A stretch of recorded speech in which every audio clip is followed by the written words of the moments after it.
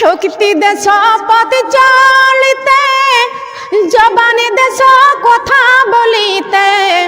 শক্তি দেশ পথ চলিতে, জবানে দেশ কথা বলিতে। দু জাহানের মালিক তুমি, দু জাহানের মালিক তুমি, রহিম রহমান সবই তোমার দান। ও আল্লাহ সবই তোমার, জবান খোলেন, সবই তোমার দান। ও আল্লাহ সবই তোমার দান। শুকরিয়া জানাই আল্লাহ, শুকরিয়া জানাই তোমায়। অসহায় বান্দায় আমরা বেঁচে আছি তোমার দয়ায়। সুবহানাল্লাহ বলেন। কার দয়ায়? শুকরিয়া আদায় করবো কার? জমিনে, কার জমিনে বসে আছি? আল্লাহর জমিনে। কার জমিনে? আল্লাহর জমিনে। এই জমিনের মালিক কে? মাথার উপর আসমান কয়টি? কথা বলেন। এই 7 আসমানের মালিক কে? পায়ের নিচে এই জমিন কয়টি? কয়টি জমিন? আজও বোঝার নাই। জমিন হলো 7টি। এই 7 জমিনের মালিক কে? আমার হাতে এটা কি? কুরআন মাজিদ, মিনাজ জুলুমাতি ইলান নূর। যে কোরআনের কারণে বিশ্ব আলোকিত হয়ে আছেন, বলেন সুবহানাল্লাহ। এই কোরআনের মালিক কে? আমরা যে কথা বলতেছি, চলতেছি, খাচ্ছি, আমাদের মালিক কে? বলেন। হাকামুল হাকিমিন, পৃথিবীর সবচেয়ে বড় হাকিম কে? বলেন। বড় হাকিম হচ্ছে আল্লাহ। পৃথিবীর জজ কোর্ট রায় দিলে হাইকোর্টে আপিল করে, হাইকোর্ট রায় দিলে সুপ্রিম কোর্টে আপিল করে। মহান আল্লাহ পাক রব্বুল আলামিন বিচারের কাঠগড়ায় যেদিনকে আপিল করবে, ওই দিনে আল্লাহ পাক রব্বুল আলামিন যেদিনকে বিচার ডাকবে, বিচারের কাঠগড়ায় দাঁড় করাই দিবে। আপিল করার মতন ক্ষমতা কারোর আছে? বলেন আছে কি? আর নাই। দুনিয়ার কোর্ট না, এটা হলো পরকালের বিচার। মালিক ইয়াউমিদ্দিন, কিয়ামতের দিন বিচার করবে, বিচারের কাঠগড়ায় দাঁড় করাবে। তিনি কে? তিনি কে? আমার আল্লাহ। দুনিয়ার হাইকোর্টে রায় দিলে সুপ্রিম কোর্টে আপিল হয়, সুপ্রিম কোর্ট রায় দিলে আবার জজ কোর্টে আপিল হয়। কথা বলেন ঠিক না বেঠিক? মহান আল্লাহ পাক রব্বুল আলামিন পৃথিবীর জমিনে আমাদেরকে পাঠিয়ে দিয়েছে। ও মানুষ, এই দুনিয়ায় যদি কোনোদিন কোনো এই বাড়ির থেকে একটা ছেলেকে ধরে নিয়ে যায়, তার জন্য মামলা হয়, তার জন্য তাকে জেলখানায় নিয়ে যায়। জেলখানায় নিয়ে গেলে তার জন্য 50,000 টাকা, 1 লক্ষ টাকা ঘুষ হয়।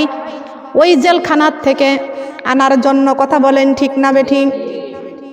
আমার মুসলমান মা বোনেরা, এই দুনিয়ায় ঘুষ দিয়া আপনার দুনিয়ার জেলখানার থেকে মাপ পাইবেন। এই কবরে কোনো ঘুষ চলবে না, আজরাইলের কাছে কোনো ঘুষ চলবে না, মালাকুল মউত আজরাইলের কাছে কোনো ঘুষ চলবে না, কবরের মধ্যে কোনো ঘুষ চলবে না। বিচারের কাঠগড়ায় আমার আল্লাহ যেদিনকে বিচার করবেন, ওই মালিকের দরবারে সবাইকে হিসাব দেওয়া লাগবে। ওইখানে কোনো ঘুষ চলবে না। কথা বলেন ঠিক কিনা? বিচার চলবে কি? বিচার চলবে? সম্মানিত আমার মা বোনেরা, এতদিন আমার ওয়াজ চলেছে রুহান ইসলামিক টিভিতে।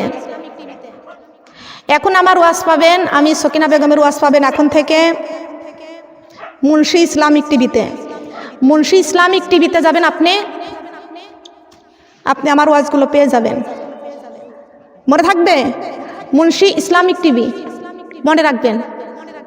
আমরা মহান আল্লাহ পাক রব্বুল আলামিন পৃথিবীর জমিনে আমাদেরকে পাঠিয়ে দিয়েছেন কার আইনটা মানার জন্য? বলেন। কার আইন? আল্লাহর আইন আমাদেরকে মানতে হবে। জমিন কার? কার জমিন? আজ আল্লাহর জমিনে আল্লাহর আইন মানতে হবে, আল্লাহর দ্বীন প্রচার করতে হবে, আল্লাহর দ্বীন কায়েম করতে হবে। আল্লাহ পাক রব্বুল আলামিন কুরআন শরীফের মধ্যে 82 বার 82 জায়গায় বলে দিয়েছে নামাজ কায়েম করতে। বলেন সুবহানাল্লাহ। তার কারণ তুমি নিজে একা একা নামাজ পড়িও না, অন্য কেউ নামাজের তাগিদ দাও। ঠিক কিনা বলেন? ইসলাম ঘরে বসে বসে কায়েম হবে না, ইসলাম প্রচার করতে হবে। কথা বলেন ঠিক কিনা? আপনি শিক্ষা নিয়েছেন, আপনি শিক্ষা প্রচার করার দরকার আছে না? বলেন আছে না? আপনি নিজেও শিখবেন, নিজেও আমল করবেন, অন্যকেও আমলের জন্য উৎসাহিত করবেন। বলেন সুবহানাল্লাহ। কিন্তু ওই যে বিড়াল ধান খায় আর ইঁদুরের চোখ কাটায়, কথা বলেন ঠিক কিনা? তে ইঁদুর তো ধান খায় তার গৃহস্থর আউড়ির থেকে, ঠিক কিনা বলেন? তে বিড়াল তোমার চোখ ব্যথা করে লাভটা কি? ঠিক কিনা বলেন? খেয়াল করুন, লক্ষ্য করুন। আল্লাহ পাক রব্বুল আলামিন বলেছেন, ইয়া আইয়ুহাল্লাযীনা আমানু কু আনফুসাকুম আহলিকুম নারা। সুবহানাল্লাহ বলেন। তুমি নিজেও জাহান্নামের আগুন থেকে বাঁচো, তোমার পরিবারকেও জাহান্নামের আগুন থেকে বাঁচাও, তোমার গ্রামবাসীকে জাহান্নামের আগুন থেকে বাঁচাও, তোমার দেশবাসী, গ্রামবাসী সবাইকে জাহান্নামের আগুন থেকে সবাইকে বাঁচাও। সবাই বলেন সুবহানাল্লাহ। জাহান্নামের আগুন থেকে আমরা বাঁচতে চাই, কি করতে চাই বলেন? কি করতে চাই? জাহান্নামের আগুন থেকে আমাদেরকে বাঁচতে হবে। বলেন সুবহানাল্লাহ। সম্মানিত মা বোনরা খেয়াল করেন, আজকে এক ধরনের কিছু মানুষ আছে আলেমদেরকে দেখতে পায় না, আলেমদের সমালোচনা করে। কথা বলেন ঠিক কিনা? মাগো, আপনি বিউটি পার্লারে যাবেন, আপনার কোনো বাধা হবে না। আপনি যাত্রার প্যান্ডেলে যাবেন, কোনো বাধা হবে না। আপনি বেহাইয়া উলঙ্গপনা হইয়া, আপনি রেশমি পোশাক পরিয়া, জিন্সের প্যান্ট পরিয়া, শার্ট গায়ে দিয়া আপনি ইচ্ছা মতো চলবেন, আপনি মার্কেটে চলে যাবেন, সেখানে আপনার কোনো বাধা হবে না। কথা বলেন ঠিক কিনা? আমি আপনাদেরকে বলে গেলাম, একটা আমল করা শুরু করে দিবেন, আপনার নামাজে কেউ বাধা দিবে না, আপনি পর্দা করলেও কেউ বাধা দিবে না। আপনি যখন এই কোরআনের বাণী প্রচার করার জন্য, মানুষকে জাহান্নামের আগুন থেকে বাঁচার জন্য এই মানুষকে যখন তাগিদ দিবেন, ডাকতে যাবেন, তখনই আপনার বাধা চলে আসবে। কথা বলেন ঠিক কিনা? ঠিক কিনা বলেন? আল্লাহর নবী মুহাম্মদ রাসূলুল্লাহ সাল্লাল্লাহু আলাইহি ওয়াসাল্লাম 63 বছরের জিন্দেগিতে আল্লাহ পাক রব্বুল আলামিন আমার নবীকে দুনিয়াতে পাঠিয়ে দিলেন। কিন্তু সর্বপ্রথম আমার নবীর কোনো দুশমন ছিল না। ছিল? প্রথমেই কোনো দুশমন ছিল না। আল্লাহ পাক রব্বুল আলামিন এই কালেমার বাণী প্রচার করার জন্য যখন আমার নবীকে যখন বলেছিলেন, বন্ধুরে, আমি আপনাকে দুনিয়াতে দারোগা বানাইয়া পাঠাই নাই, ম্যাজিস্ট্রেট বানাইয়া পাঠাই নাই, এমপি বানাইয়া পাঠাই নাই, মন্ত্রী বানাইয়া পাঠাই নাই, আপনাকে লাঠি চার্জ করার জন্য দুনিয়াতে পাঠাই নাই। ইন্না আরসালনাকা বিল হাক্কি বাশীরাও ওয়া নাযীরা ওয়ালা তুসআলুন আন আসহাবিল জাহিম। আল্লাহু আকবার। কার কথা বলেন তো? কে বলেছেন এই কথা? আল্লাহ পাক রব্বুল আলামিন বলে দিয়েছেন, হে নবী, বিল হাক্কি মানে সত্য ধর্ম। বিল হাক্কি মানে কি? কথা বলেন না কেন? হাক্কি মানে সত্য ধর্ম। বন্ধুরে, আপনি পৃথিবীর মানুষদেরকে এই হক রাস্তায় দাওয়াত দেন। সুবহানাল্লাহ বলেন। হক রাস্তায় ডাক দেন, এই সত্য ধর্মের রাস্তায় আপনি ডাক দেন। যদি এই মানুষগুলো যদি আপনার এই সত্য ধর্মের রাস্তায় যদি চলে আসে, তাহলে তারা জান্নাতুল ফেরদাউসে থাকবে। ওয়ালা তুসআলুন আন আসহাবিল জাহিম। যদি তারা না মানে, যদি এই রাস্তায় তারা যদি না আসে, নিশ্চয় তারা দোজখগামী হয়ে যাবে, জাহান্নামী হয়ে যাবে। এই ব্যাপারে আপনি তাদের জন্য শাফায়াত করতে পারবেন না। আল্লাহ নবী শাফায়াত করবে কাদেরকে? মুমিনদেরকে। বলেন কাদেরকে? কাদেরকে বলেন? একটু জোরে বলা যায় না? মুমিনদেরকে শাফায়াত করবেন। সুপারিশের কান্ডারি নবী মুহাম্মদ রাসূলুল্লাহ সাল্লাল্লাহু আলাইহি ওয়াসাল্লাম, এই নবী শাফায়াত করবে মুমিনদেরকে। বলেন সুবহানাল্লাহ। আমাদেরকে মুমিন হতে হবে, মুত্তাকি হতে হবে। যদি জাহান্নামী হয়ে যায়, তাহলে আল্লাহর নবী আমাদেরকে শাফায়াত করবে না। কেমনে শাফায়াত করবে আমার মা বোনরা একটু খেয়াল করুন। আল্লাহর নবী মুহাম্মদ রাসূলুল্লাহ সাল্লাল্লাহু আলাইহি ওয়াসাল্লাম এই কোরআন যখন তেলাওয়াত করতেন, আল্লাহর নবী কোরআন তেলাওয়াত করতেন, আবু জাহেল আল্লাহর নবীর কোরআন তেলাওয়াত শুনতে অনেক ভালোবাসতেন, বলেন সুবহানাল্লাহ। নবীজি যখন কোরআন তেলাওয়াত করতেন কি বলতো আবু জাহেলের দলকে? আবু জাহেল বলে দিত, মুহাম্মদ কোরআন তেলাওয়াত করে, তোমরা সেখানে কেন গিয়েছিলে? আবু জাহেলের দলগুলো গিয়েছিল ওখানে কোরআন তেলাওয়াত করা শুনতে। কোরআন তেলাওয়াত কত মধুর বাণী, বলেন সুবহানাল্লাহ। এই মধুর বাণী আমার নবী তেলাওয়াত করে। আবু জাহেলের দলগুলো সবাই মিলে গেলেন আমার নবীজির কোরআন তেলাওয়াত শুনতে। এত মধুর বাণী আমার নবী কোরআন তেলাওয়াত করতেছেন যেন আসমান থেকে কোরআন নাজিল হইতেছে, বলেন সুবহানাল্লাহ। এত সুন্দর তেলাওয়াত করতেছেন আমার নবীজি, কিন্তু আবু জাহেলের দলবলগুলো যখন কোরআন শুনতে যায়, আবু জাহেল তার দলকে ডাক দিয়ে বলল, আজকের থেকে কেউ মুহাম্মাদের ওই কোরআন তেলাওয়াত শুনতে যাইবে না। আজকের থেকে আমি নেতা তোমাদের নিষেধ করলাম, কেউ তোমরা ওই কোরআন তেলাওয়াত শুনতে যাইতে পারবা না। সমস্ত এই আবু জাহেলের দলগুলো, আবু জাহেলের এই সঙ্গিনীগুলো সবাই বলতে লাগলো, ঠিক আছে, আমরা আজকের থেকে আর মুহাম্মাদের কোরআন তেলাওয়াত শুনতে যাব না। নাউজুবিল্লাহ, আমরা কেউ যাব না। কিন্তু আবু জাহেল নিষেধ করলো। আল্লাহর নবী এত সুন্দর কোরআন তেলাওয়াত করতেন, আবু জাহেল ওদেরকে নিষেধ করলো। করার পরে এবার আবু জাহেল নিজে নিজেই এবার অনুভব করতে লাগলেন, মনে মনে কল্পনা করে, মুহাম্মদ যে সুন্দর করে কোরআন তেলাওয়াত করে, আজকে ওরা তো কেউ যাবে না, ওদের নিষেধ করেছি, কেউ আসবে না, কেউ আসবে না। আমি আবু জাহেল পিছনে যাই না, পালাইয়া আমি একা একাই কোরআন তেলাওয়াত শুনবো। এইদিকে আবু জাহেলের এই দলগুলো সবাই মিলে আলোচনা করতে লাগলো, আমাদের নেতা আবু জাহেল তো মুহাম্মাদের কোরআন তেলাওয়াত শুনতে যাইতে নিষেধ করেছে, আমাদের নেতা আবু জাহেল আজকে যাবে না, আমরা চলো সবাই মিলে পালাইয়া কোরআন তেলাওয়াত শুনতে যাব। কোরআনের বাণী কত মধুর, কোরআনের বাণী কত সুন্দর। এই কোরআন তেলাওয়াত যে শুনবে, মধুর বাণী তার কলিজাটা ঠান্ডা হয়ে যাবে, বলেন সুবহানাল্লাহ। আমার আল্লাহ পাক রব্বুল আলামিন ডাক দিয়ে বলেছেন, বান্দারে আমি আল্লাহ তোমাদের চক্ষু দিয়েছি কোরআন তেলাওয়াত করার জন্য, তোমাদের কান দিয়েছি কোরআন শোনার জন্য, আমি তোমাদেরকে সুন্দর একটি কলব দিয়েছি আমি আল্লাহ জিকির জারি করার জন্য, বলেন সুবহানাল্লাহ। উত্তম জিকির হলো লা ইলাহা ইল্লাল্লাহ, আর উত্তম জিকির উত্তম হলো কোরআন তেলাওয়াত, বলেন সুবহানাল্লাহ। আল্লাহ পাক রব্বুল আলামিন কোরআনের মধ্যে এত সুন্দর মধু দিয়েছেন, এত সুন্দর জাদু দিয়েছেন কোরআন শরীফের মধ্যে। কিন্তু আবু জাহেল যখন যায় না, আবু জাহেলের দলগুলো সবাই মিলে কোরআন তেলাওয়াত করা শুনতে গেল।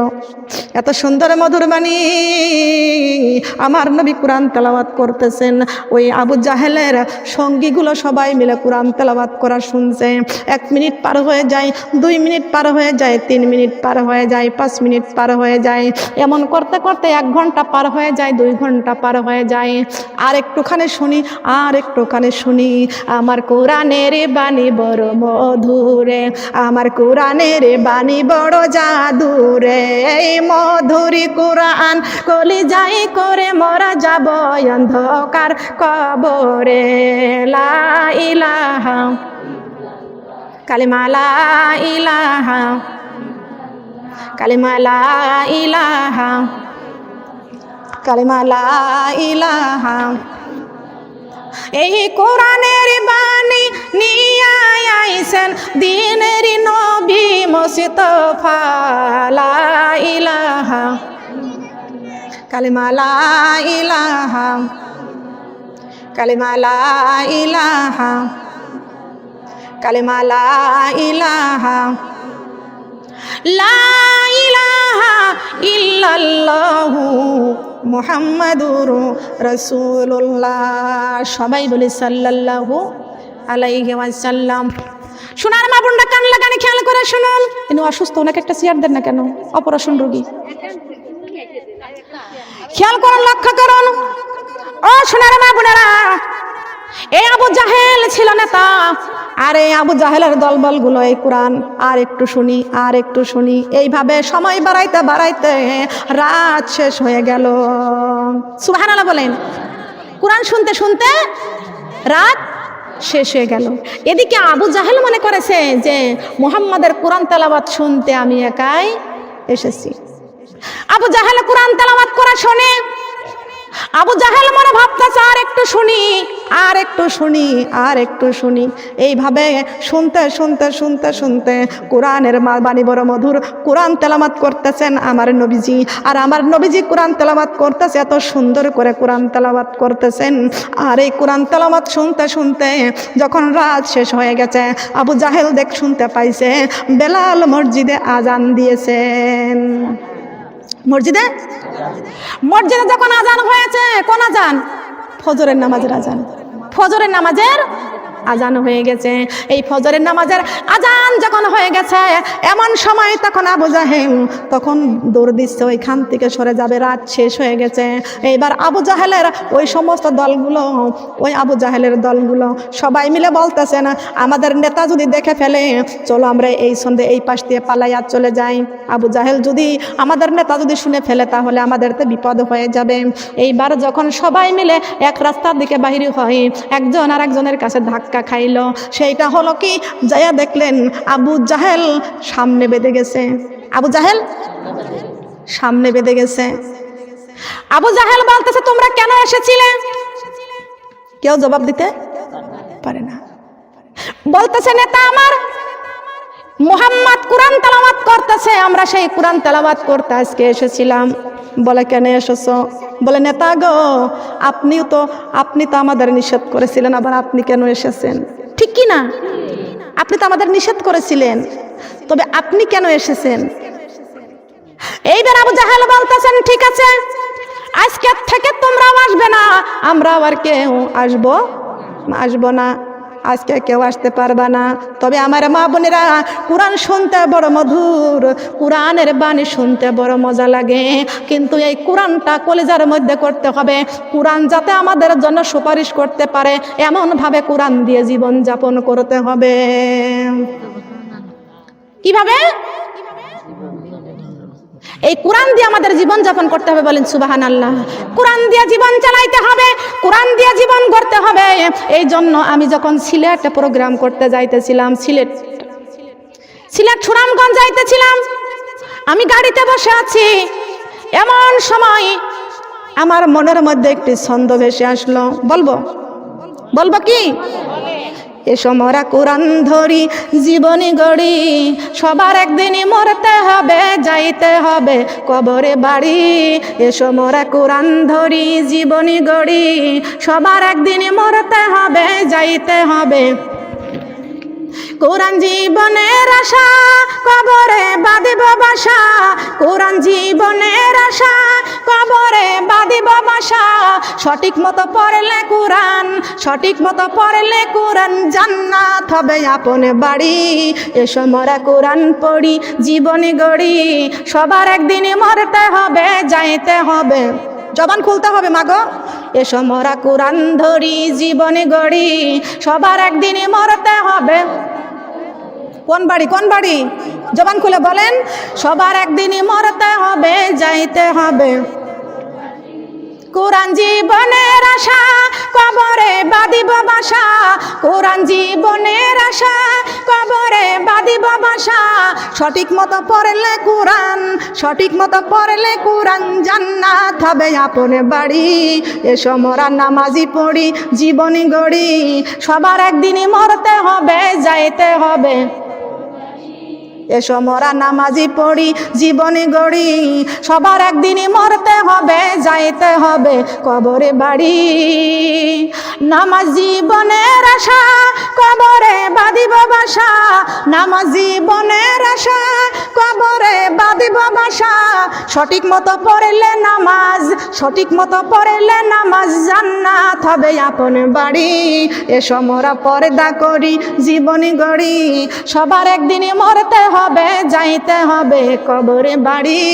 এসো মোরা পর্দা করি, জীবনী গড়ি, সবার একদিনই মরতে হবে, যাইতে হবে। ঠিক না বে ঠিক? ঠিক কিনা বলেন? আমার লেখাটা হয়েছে? ঠিক আছে? কোরআনের সাথে মিল আছে? আজকে একজন ভৈরব থেকে ফোন দিয়েছে আমাকে, আমার ভৈরব মাহফিল আছে 10 তারিখে। আমার ভৈরবে মাহফিল আমি 9 তারিখে রওনা দেবো, 10 তারিখে আমার ওখানে প্রোগ্রাম। তো তবে আমার মা বোনেরা ওইখান থেকে বলতেছে, আপা আপনি যে ছন্দটা বলছেন না, ওই ছন্দের বই নিয়ে আসবেন আমার জন্য। আমি বলছি যে আমি সবগুলা ছন্দের বই দিতে পারবো না। তার কারণ আমি এই টাইটেলগুলো আমি নিজে লিখছি, এগুলো তো বই পাইনি। কথা বলেন ঠিক কিনা?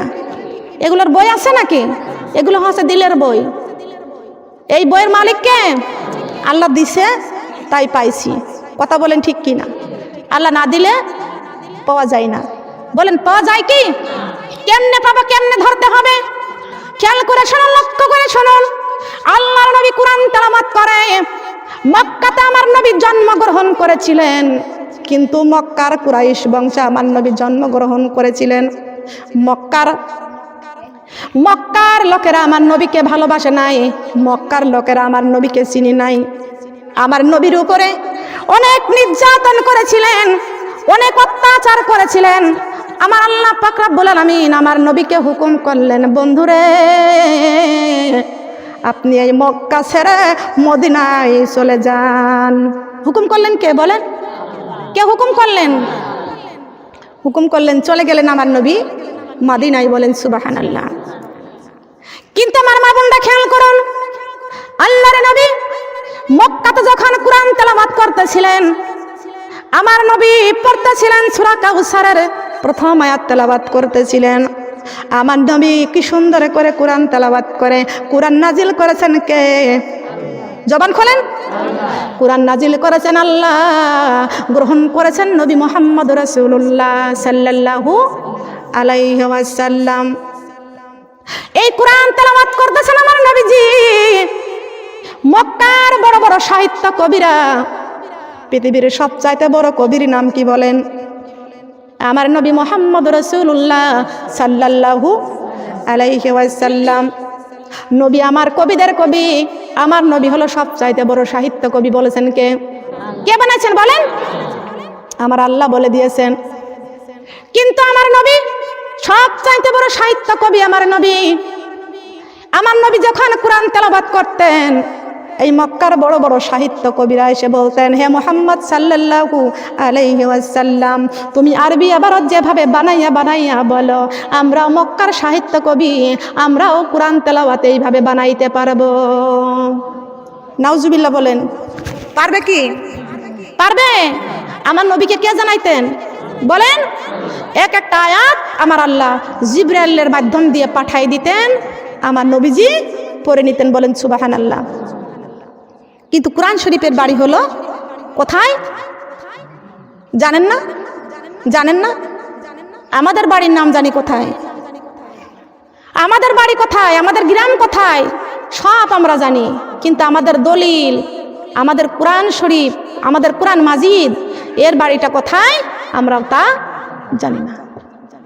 কোরআনকে বলা হয়েছে, কোরআন রে তোমার বাড়িটা কোথায়? কোরআন বলে দিয়েছেন, বাল হুয়া কুরআনুম মাজিদুম ফি লাউহিম মাহফুজ। আল্লাহু আকবার। কোন জায়গা বলেন? বলেন। এখানে কি মদিনার কথা বলা হয়েছে? মদিনা বলেছি? বাল হুয়া কুরআনুম মাজিদুন ফি লাউহিম মাহফুজ। কোরআন শরীফের বাড়ি কোন জায়গা? সপ্তম আসমানে। আল্লাহ পাক রব্বুল আলামিন ডান পায়ের নিচে আছে লৌহে মাহফুজ। কোরআন শরীফের বাড়ি ওই জায়গায়। বলেন সুবহানাল্লাহ। কোরআন শরীফের বাড়ির নামটা হলো লৌহে মাহফুজ। আল্লাহু আকবার। আমরা জানি না কোথায় বাড়ি। কথা বলেন সুবহানাল্লাহ। এগুলো আমাদেরকে জানতে হবে, তাফসীর থেকে আমাদের জানতে হবে। কথা বলেন সুবহানাল্লাহ। কোরআন শরীফের বাড়ি লৌহে মাহফুজে, কিন্তু আমার নবী কোরআন তেলাওয়াত করতেছেন। বড় বড় সাহিত্য কবিরা সবাই মিলে এসে বলতেছেন, মুহাম্মদ সাল্লাল্লাহু আলাইহি ওয়াসাল্লাম, তুমিও যেভাবে পারো আমরা ওইভাবে পারি। আমার নবী আশ্চর্য হয়ে গেলেন। আমার নবী চিন্তায় পড়ে গেলেন, আল্লাহ কোরআনের বাণী আপনি প্রচার করে দেন আমার কাছে, আর আমি কোরআনগুলো তেলাওয়াত করি, আয়াতগুলো তেলাওয়াত করি। বলেন সুবহানাল্লাহ। আমার আল্লাহ জানাইলে তারপরে আমার নবী জানে। আর বড় বড় সাহিত্য কবিরা, মক্কার কবিরা এইভাবে চ্যালেঞ্জ করতেছে আমার সাথে। আমার আল্লাহ পাক রব্বুল আলামিন ডাক দিয়ে বলতেছেন, জিবরাইল রে, মক্কার কবিরা আমার বন্ধুর সাথে চ্যালেঞ্জ করেছে। হে জিবরাইল, মক্কার কবিরা আমার বন্ধুর সঙ্গে চ্যালেঞ্জ করেছে। এরা নাকি আমার বন্ধু যেইভাবে কোরআনের আয়াতগুলো তেলাওয়াত করে, আর মক্কার সাহিত্য কবিগুলো নাকি এইভাবে বানাইয়া দিতে পারবে। জিবরাইল রে, এই মুহূর্তে আমার বন্ধুর কাছে চলে যাও, আমার বন্ধু মুহাম্মদ রাসূলুল্লাহ সাল্লাল্লাহু আলাইহি ওয়াসাল্লামের কাছে চলে যাও। আমার বন্ধু যেন সূরা কাউসারের প্রথম আয়াতটা লেখে যেন ওই সাহিত্য কবিদের কাছে দিয়ে দেয়, আর সাহিত্য কবিরা যেন এই কুরাই আয়াতের পরে কোন আয়াতটা হবে তা যেন লিখে দেয়, তা যেন লিখে দেয়। জিবরাইল আলাইহিস সালাম উপস্থিত হাজির হয়ে গেলেন। ডাক দিয়ে বলতেছেন, ইয়া রাসূলুল্লাহ, ইয়া হাবিবাল্লাহ, ওগো নবীজি আপনি চিন্তা করবেন না, টেনশন করবেন না। আল্লাহ পাক রব্বুল আলামিন বলে দিয়েছেন, আপনি সূরা কাউসারের প্রথম আয়াতটা লিখে ওদের কাছে দিয়ে দেন। ইন্না আতাইনাকাল কাউসার, এই আয়াতটুকু লিখে ওদের কাছে দিয়ে দেন। এর পরের আয়াতটুকু কি হবে ওরা যেন বানায়া দেয়। সম্মানিত মা বোনরা, কান লাগানে খেয়াল করে শুনে রাখেন। জিবরাইল আলাইহিস সালাম আমার নবীজির কাছে এসে বলতেছেন, ইয়া রাসূলুল্লাহ, ইয়া হাবিবাল্লাহ, ওগো আল্লাহর নবী আপনি বলে দেন, আপনি সূরা কাউসারের প্রথম আয়াতটা লিখে ওদের কাছে বলে দেন, দ্বিতীয় আয়াত কি হবে ওরা যেন লিখে দেয়।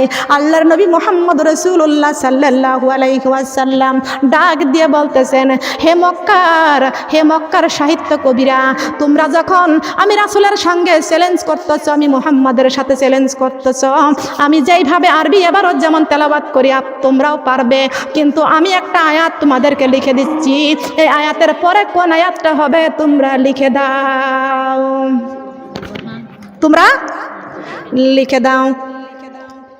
আল্লাহর নবী সূরা কাউসারের প্রথম আয়াতটা লিখে দিলেন, ইন্না আতাইনাকাল কাউসার, আয়াতটা লিখে দিলেন, ওদের কাছে দিয়ে দিলেন। কাগজটা নিয়ে গেলেন, লিখিত কাগজটা নিয়ে গেলেন। চলো সবাই মিলে যাই। সব যত সাহিত্য কবিরা আছে সবাই লিখে নিয়ে বাড়ি গেল, কিন্তু কেউ ইন্না আতাইনাকাল কাউসার এই আয়াতের পরে কি হবে ওরা আর বানাইতে পারে না। কিতাবের মধ্যে পড়েছি, বুখারীর মধ্যে পড়েছি, ইন্না আতাইনাকাল কাউসার এর পরের আয়াতটা কি হবে, প্রথম মিলাইলে মাঝখানে মিলে না, মাঝখানে মিললে শেষে মিলে না, আগামাথায় মিল খাইলে মাঝখানে মিলে না, আর মাঝখানে মিল খাইলে আগামাথায় মিলে না। সমস্ত কবিরা কিতাবের মধ্যে বুখারীর মধ্যে পড়েছে, সমস্ত কবিরা যখন গবেষণা করতে লাগলো, গবেষণা করতে করতে মাথার মগজ গলে যাওয়ার উপক্রম হয়ে গেল।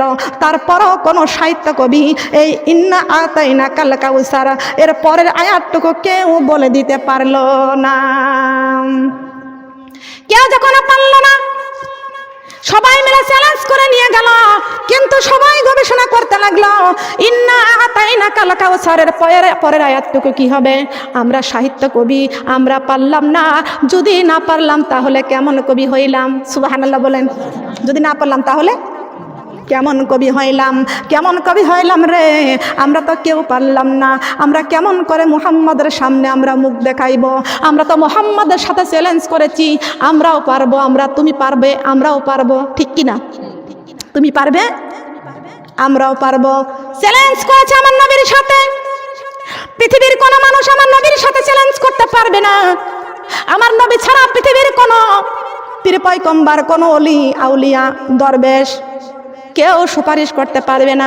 সুপারিশের কান্ডারি একমাত্র নবী মুহাম্মদ রাসূলুল্লাহ সাল্লাল্লাহু আলাইহি ওয়াসাল্লাম। কিন্তু মক্কার সাহিত্য কবিরা সবাই মিলে যখন চ্যালেঞ্জ করলো, একটার পর একটা, আগামাথা মিল খাইলে মাঝখানে মিলে না, মাঝখানে মিল খাইলে আগামাথায় মিল খায় না।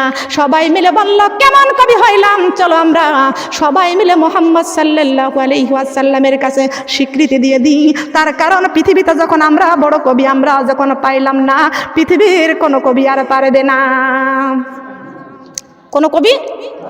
চলো আমরা সবাই মুহাম্মাদের কাছে আমরা স্বীকৃতি দিয়ে দিই। সুবহানাল্লাহ। চ্যালেঞ্জ করেছিলাম কিন্তু পারি নাই। সবাই মিলে চলে গেল লিখিত কাগজটা নিয়ে।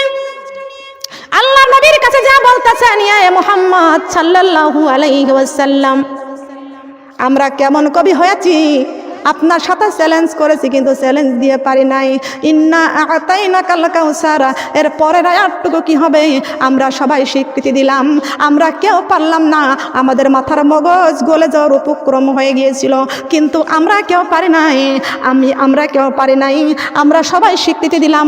আপনি এর আয়াতের পরের কোন আয়াতটা হবে বলে দেন, এরপরে আয়াতটুকু কি হবে বলে দেন। আমার নবী তেলাওয়াত করলেন, ইন্না আতাইনাকাল কাউসার, তারপরের আয়াতটা কি? ফাসাল্লি লিরাব্বিকা ওয়ানহার। সুবহানাল্লাহ বলেন। বিজ্ঞানীদের বিজ্ঞানী আমার নবীজি, বিজ্ঞানীদের বিজ্ঞানী, কষ্ট হচ্ছে বলতে, বিজ্ঞানীদের বিজ্ঞানী আমার নবীজি, এমন দয়ার নবী আরে পাইবানি, এমন দয়াল নবী। বিজ্ঞানীদের বিজ্ঞানী আমার নবীজি, বলেন বিজ্ঞানীদের বিজ্ঞানী,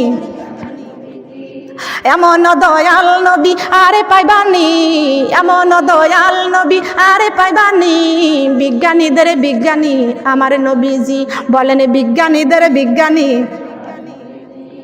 আগের যুগের মানুষেরই অসুখ হয়তো, আমার নবী হাত বুলাইলে ভালো হইতো। সুবহানাল্লাহ বলেন। আগের যুগের মানুষেরই অসুখ হয়তো, আমার নবী হাত বুলাইলে ভালো হইতো। সেই যুগেতে এমন ভালো, এই যুগেতে এমন ভালো করতে পারবানি কেউ, এই যুগেতে এমন ভালো করতে পারবানি। বিজ্ঞানীদের বিজ্ঞানী আমার নবীজি, বলেন বিজ্ঞানীদের বিজ্ঞানী, বিজ্ঞানীদের বিজ্ঞানী আমার নবীজি, এমন দয়ার নবী আর পাইবানি, এমন দয়ার নবী। বিজ্ঞানীদের বিজ্ঞানী আমার নবীজি, আবু বকর সিদ্দিকের সাপে কামড়াইছে, আমার নবী থুতু দিয়ে ভালো কইরাছে, বলেন না সুবহানাল্লাহ। আবু বকর সিদ্দিকের সাপে কামড়াইছে, আমার নবী থুতু দিয়া ভালো কইরাছে। সেই যুগে তাই ওজা বৈদ্য ডাক্তার ছিল নি, সেই যুগে তাই ওজা বৈদ্য ডাক্তার ছিল নি। বিজ্ঞানীদের বিজ্ঞানী আমার নবীজি, বলেন বিজ্ঞানীদের বিজ্ঞানী, বিজ্ঞানীদের বিজ্ঞানী আমার নবীজি। সুবহানাল্লাহ বলেন। বিজ্ঞানীদের বিজ্ঞানী, কবিদের চাইতেও বড় কবি। সুবহানাল্লাহ বলেন।